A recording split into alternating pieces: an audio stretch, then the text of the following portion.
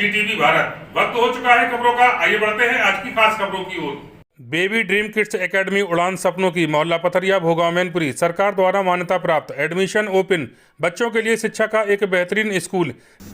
जनपद मैनपुरी में भव्य परशुराम शोभा यात्रा निकाली गई, जिसमें पुलिस की भारी संख्या में मौजूदगी रही तथा इस शोभा यात्रा में हजारों भगवान परशुराम के भक्तों ने भाग लिया।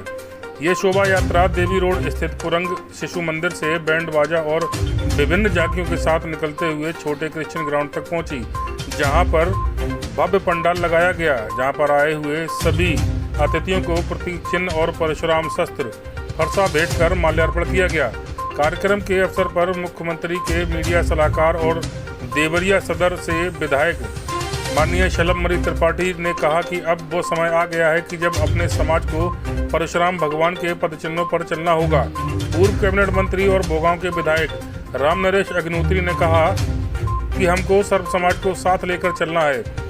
उच्च शिक्षा मंत्री श्रीमती रजनी तिवारी ने कहा कि हमारा दायित्व है कि सरकार की योजनाओं को जन जन तक पहुंचाएं। मनोज राजन त्रिपाठी ने कहा कि दो सालों के बीच से निकल जाना पर दो पंडों के बीच से कभी दूर कर नहीं निकलना। महामंडलेश्वर महाराज पंचानंद ने भगवान परशुराम जी की जीवन चर्चा की और शोभा यात्रा के संयोजक आशुतोष मिश्रा और आलोक दीक्षित को भव्य शोभा यात्रा निकालने के लिए आशीर्वाद दिया और भविष्य में और अधिक प्रयास करते रहने की शुभकामनाएं दी। तो वहीं पर शोभा यात्रा में पहुंचे प्रबुद्ध जनसभा के प्रदेश अध्यक्ष किशन दुबे ने बताया कि यह कार्यक्रम सिर्फ शोभा यात्रा तक ही न रह जाए, इसके लिए समाज को आगे बढ़ाने का कार्य किया जाए और भगवान परशुराम के अस्तित्व को पहचाना जाए तथा सभी अतिथियों का शोभा यात्रा के संयोजक आशुतोष मिश्रा और आलोक दीक्षित ने सभी का धन्यवाद प्रकट किया। यहाँ पे कार्यक्रम था, वहाँ पे काफ़ी संख्या में जनसमूह उपस्थित था। हमारे साथ में हमारे भाई राम नरेश अग्निहोत्री जी पूर्व कैबिनेट मंत्री उपस्थित थे, शलभमणि त्रिपाठी जी उपस्थित थे, उपस्थित थे। काफ़ी संख्या में और यहाँ पे लोग थे। हम यही कहना चाहेंगे कि समाज के लिए, राष्ट्र के लिए, जो भी उसके हित में है, हम सब लोगों को मिलकर के करना चाहिए। सब लोगों को संगठित रहना चाहिए और संगठित होने का ही संदेश ब्राह्मण समाज के लिए वो कोई वादा किया? मैंने लोगों को संदेश दिया, लोगों को प्रेरित किया कि राष्ट्र हित के लिए हम सब लोगों को संगठित रहने की जरूरत है, तभी हम सब लोग मजबूत हो सकते हैं। एक अहम पद आप उच्च शिक्षा का है, छत्रपति साहू जी यूनिवर्सिटी से आपने शिक्षा भी ग्रहण की। हाँ, हम लोग 100 दिन का, 6 महीने का, 1 साल, 2 साल, फिर 5 साल का एजेंडा लेकर के चल रहे हैं।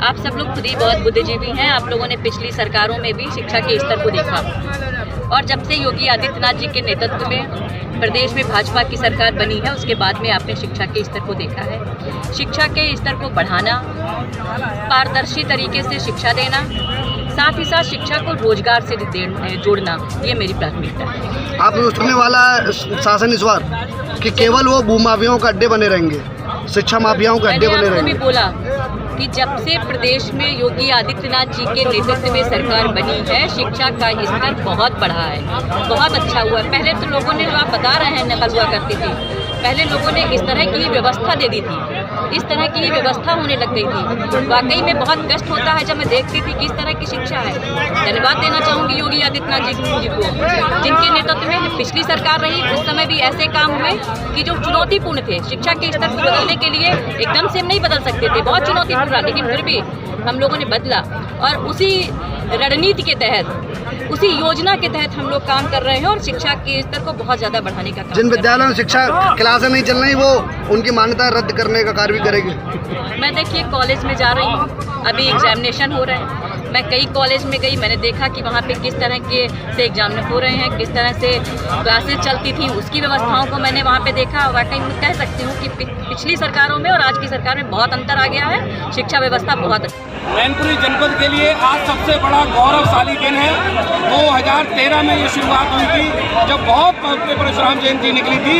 मैं बहुत गर्व से कह सकता हूँ कि हमारे युवाओं ने, हमारे आदरणीय बुजुर्गों ने जो राह हमें दिखाई है, उस राह पर चलकर हमारे दो जुझारू साथी, दो जुझारू युवा आशुतोष मिश्रा और आलोक दीक्षित ने, उनकी पूरी जुझारू टीम ने बहुत शानदार कार्यक्रम किया है।